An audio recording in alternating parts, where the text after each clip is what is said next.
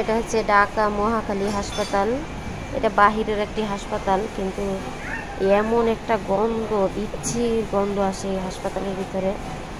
আমি তো আল্লাহ তাআলা যেন আমার দুশমনকেও এই হাসপাতালে যেন না নেয়। এই ডাক্তারদের ব্যবহার যদি আপনি একবার বুঝতে পারেন, তারা কত ভালো ব্যবহার করে মানুষের সঙ্গে। ঘন্টার পর ঘন্টা একজন রুগীকে দাঁড় করায় রাখবে, অথচ তারা গল্প করবে। ঠিক আছে, বাংলাদেশের ডাক্তারদের আচরণ ব্যবহার হয়েছে এটা। এই 10-11 দিন ধরে বাংলাদেশে আসছি, এই কয়দিন ধরে শুধু আমি হাসপাতালে দৌড়াদৌড়ি করছি।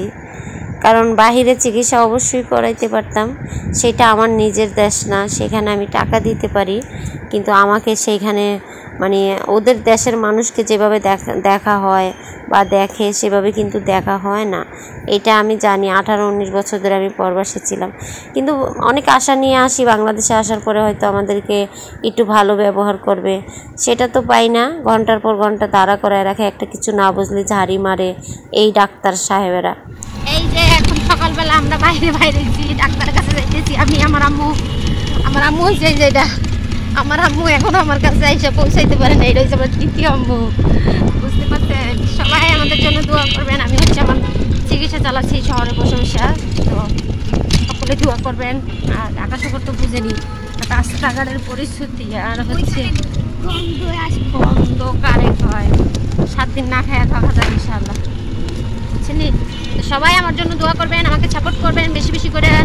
আর আমার এই রাস্তাঘাটে যে সকল ভাইয়েরা কাজ করে তাদের জন্য দোয়া করবেন অনেক বেশি করে, কারণ তারা অনেক পরিশ্রম করে সত্যি বলতে, বিশেষ করে বাংলাদেশে। আর এখন তো মনে করেন পুলিশের কথা বললে নাই, কালকে আঙ্কেলকে দেখলাম কান্না করতেছে, প্লাস্টিক বিক্রি করতেছে, পুলিশে পিঠে হচ্ছে ভিতরে ঢুকাই দিছে। সকলেই দোয়া করবেন, প্রবাসী যারা আছেন আমার ভাই বোনেরা, আমাকে যারা ফলো করছেন, আমাকে যারা সাপোর্ট করছেন, সবাই দোয়া করবেন। আপনাদেরকে দেখাই যারা হচ্ছে প্রবাসী বসে আছেন, আমি জানি বাংলাদেশকে অনেক বেশি মিস করেন, এটা অবশ্যই জানি। তো এই যাচ্ছি, আমরা কোথায় যাচ্ছি, কোন হাসপাতাল যাচ্ছি? পপুলারে যাচ্ছি। এটা হচ্ছে ঘুরি, আমরা রিক্সায় উঠি। রিক্সায় আমি হুন্ডা উঠতে পারি না, অটো রিক্সায় আমি হুন্ডা উঠতে পারি না। হুন্ডা আমার ভয় লাগে, প্রচুর ভয় লাগে। আমার বোনের জামাই আছে পিছনে হুন্ডা নিয়ে, তো ভয় লাগে। তো তাই হচ্ছে, আরে মানুষ কারে বলেন শহরে, বুঝছেন?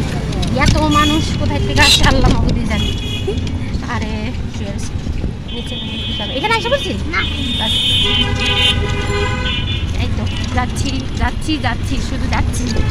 টাকা মনে করেন 10,000 টাকা নিয়ে বাইরে হলে একবার ব্যাগের থেকে বাইরে খুলে শেষ। শহর কারে বলছে, যেদিকে যাই সেদিকে টাকা দিতে যাই, সেদিকে টাকা। তোমার আপু আসবে, স্যার নিয়ে আসবে। তো এই যে রোডে ঘাটে আমার ভাইরা কাজ করতেছে, এদের জন্য অনেক বেশি বেশি করে দোয়া করবেন। বাংলাদেশে আসলে যারা একটু নিম্নমানের, অর্থাৎ একটু নিচে মানে ধনীদের থেকে, তাদের অনেক কষ্ট, বিশেষ করে অনেক কষ্ট করে তারা পরিশ্রম করে। সবার জন্য দোয়া দেবো, সবাই যেন অনেক ভালো লাগে। আর আমার জন্য দোয়া করবেন, আমার জন্য ট্রিটমেন্টটা ভালো মতো হয়, হাসপাতালে ট্রিটমেন্ট করার জন্য।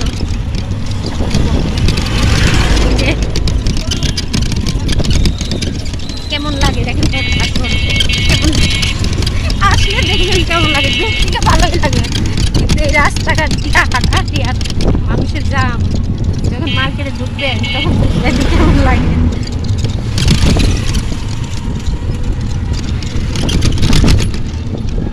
আমার দাদারা, আমার দিদিরা, আমি জানি আমাদের অনেক মিস করতেছেন। আমি অনেক কমেন্টস দেখতেছি, কিন্তু আমাদের এখানে নেটে অনেক প্রবলেম। এখানে আমি যেখানে আছি এখন বর্তমানে, সেই জন্য হচ্ছে আমি সেভাবে ভিডিও দিতে পারি না। তো চেষ্টা করবো, আজকে হচ্ছে আমি লাইভে যাব হাসপাতাল থেকে যাওয়ার পরে ইনশাআল্লাহ। আজকে শুক্রবার, পবিত্র জুমা, সবাইকে যেন আল্লাহ তাআলা জুমার নামাজ পড়ার জন্য দান করেন। সবাই আমার জন্য দোয়া করবেন অনেক বেশি করে। আমি জানি আমাকে যারা ফলো করছেন, আমাকে যারা দেখছেন, তারা সবাই আমাকে অনেক বেশি ভালোবাসেন, বিশেষ করে ভারতের ভাই বোন। আশা করছি ভারতের ভাই বোন সবার প্রতি আমার সাহায্য। আমি এখন হাসপাতালের ভিতরে যাব, আমার পরীক্ষাগুলো করাবো, তারপরে আমার রিপোর্টের কি আসে সেগুলো আপনাদেরকে জানাবো ইনশাআল্লাহ। কিছু এটা 11 নম্বর না, এই যে দেখেন বাংলাদেশের পরিস্থিতি, এগুলোতে আগুন লাগাই দিছে। এটা 10 নম্বর ওভারব্রিজ, ওই যে উপরে আগুন লাগাই দিছে।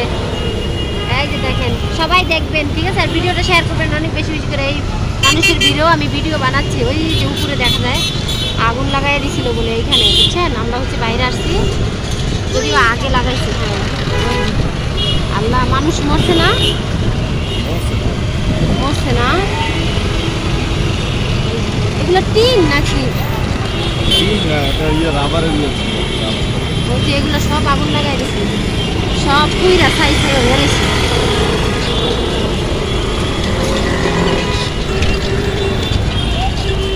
আমরা হচ্ছে ডাক্তার, এই মানুষের ভিড়ে কোনো কথাও বোঝা যায় না। এগুলা ওভার বয়স। Right.